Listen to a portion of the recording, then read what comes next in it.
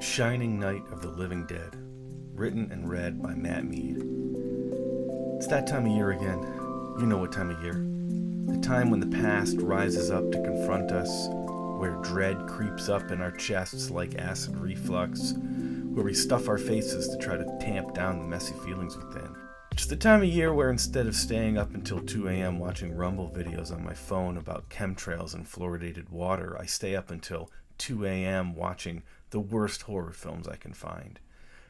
In an attempt to submit to the commands of the streaming apps, I tried to watch the 2007 anthology film Trick or Treat, and then the creepy HBO series The Outsider, and found them both so vapid and soulless that I turned to Platinum Dooms for respite, making it 20 minutes into the Friday the 13th remake before finally giving up. I only lasted long enough to see the goofy sidekick get butchered before I finally gave up on the remake that requires knowledge of the original, while also insisting it's a complete reinvention. I'd rather they just did a sequel in space. These movies were all so bad that I had to put on The Shining and The Night of the Living Dead, back to back, just to feel cleansed of the mediocrity. Why these two films? Besides the fact that they're all on the same streaming service, you mean?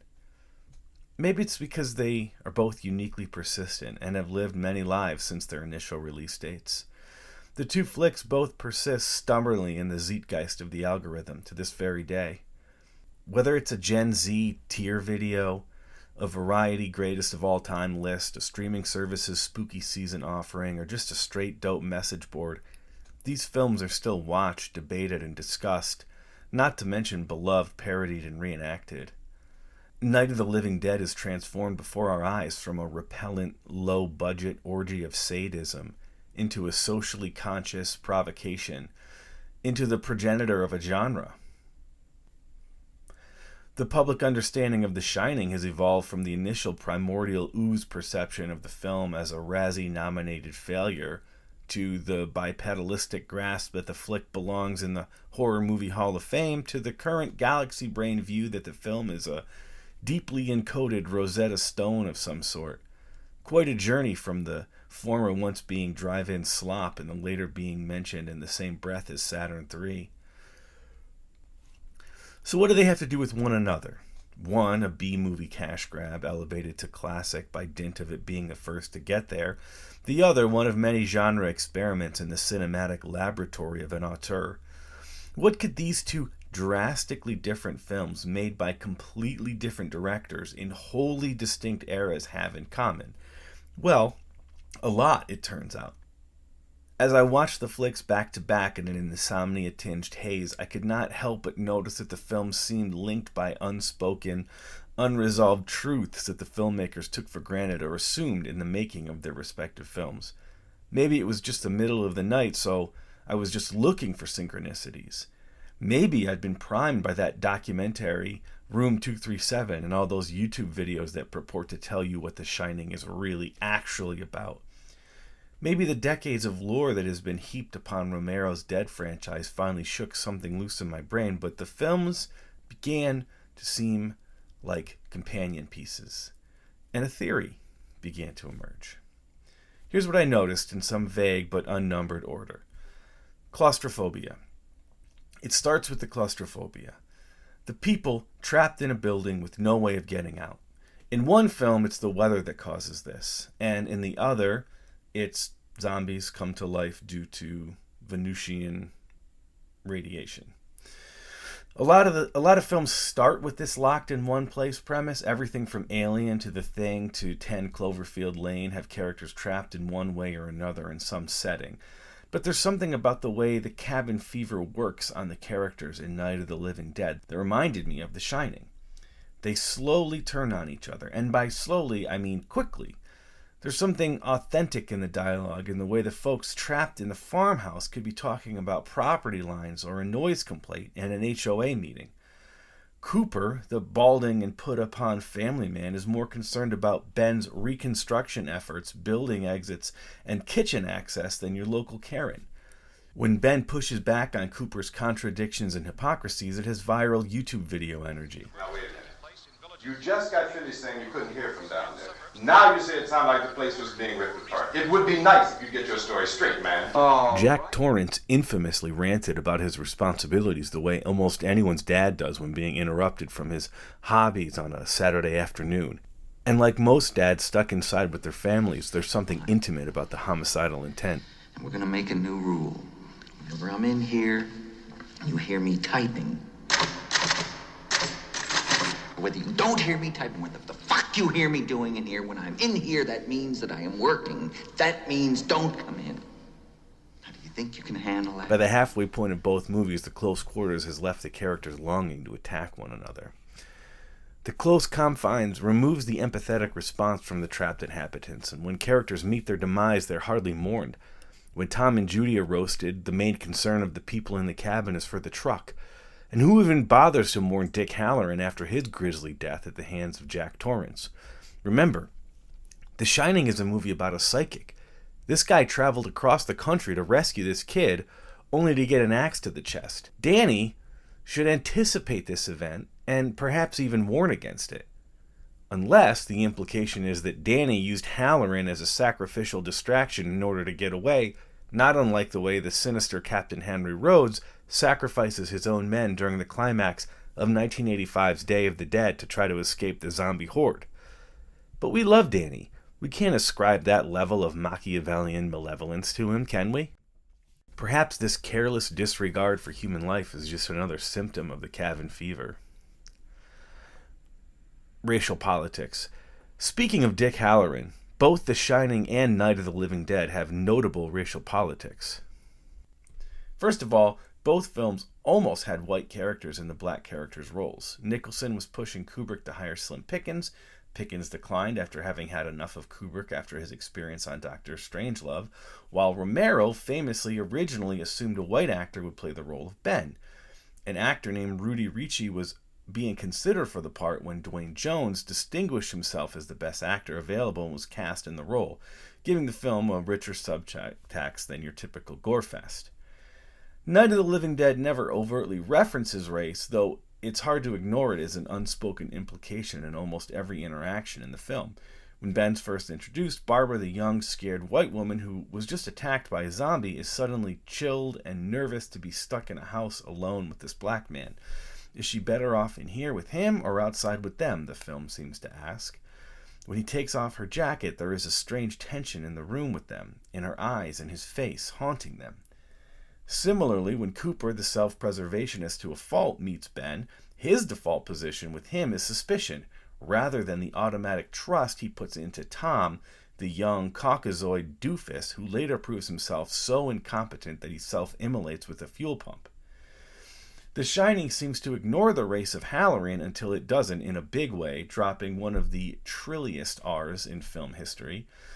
Though Stephen King does not kill the chef in his version of the story, Kubrick's Shining serves as one of the earliest examples of the black guy gets killed first trope.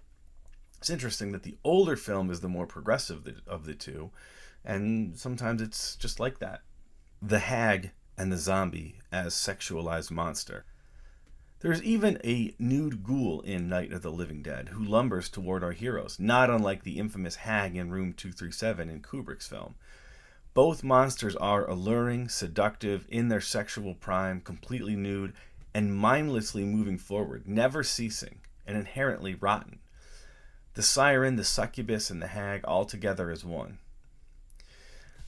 I haven't wanted to bang a movie monster this bad since I saw Arachnophobia in theaters, which, for the record, has nothing to do with why I'm not allowed back at the Rotterdam Square Mall. The sexy monster is a curious trope. It's become something of a zombie movie staple, appearing in 28 Days Later and Zombieland, but those aren't the only places where they turn up. Sexy vampires, blood splattered on their hungry faces, succubi smothering you in your sleep, and sexy witches all slink their way onto film screens from film to film.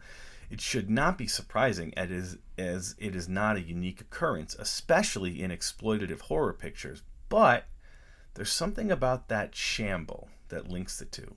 Something about the unadulterated want in the eyes of the nude zombie. The inversion of sex as a creative endeavor and presented rather as something deadly and destructive. It's perhaps indicative of a similar expectation that both films subvert and upend, one that I'm getting to. Just let me talk about Doors first. Doors. What I really want to talk about, and the similarity of which we really need to take note of, is in the third act when the zombies start breaking the doors down. Does that remind you of anyone? The door shattering is so visceral, and the camera lingers so thoroughly on the splintering of the wood that it presents as some sort of final transgression. The final barrier between safety and danger punctured. There's no safety any longer after that. The final border has been erased. The membrane has been dissolved. They are here now. It is here. And who are they? Who has come to get you? Why, it's your family, of course. It's always your family. And need I remind you who it is that blasts through the door in Night of the Living Dead? It's Barbara's brother, Johnny, recalling Nicholson's infamous line. And for all the synchronicities observed over the years, all the homages, all the references, all the theories, this one has been, overlooked. Allegedly, the line, "Here's Johnny," was ad-libbed by Nicholson, but plenty ended up on the cutting room floor. Kubrick could have easily ignored Nicholson's intentional or unintentional invocation of the earlier film. It makes me wonder how intentional this connection really is. Family. Ultimately, what links the two films, the specter that looms more so than the dead coming back to life, more so than the claustrophobia, the shattered doors, the racial politics, the Johnny Carson references, is the fear of family. This is why the naked female monster in both films is so important. This is what makes them unique in these films. They are emblematic of the corruption, the decrepitude of sex, of tainted and contaminated sexuality, of the source of familial unity being rotten to the core. That is what these films are ultimately about and what they have in common. The corruption of the family.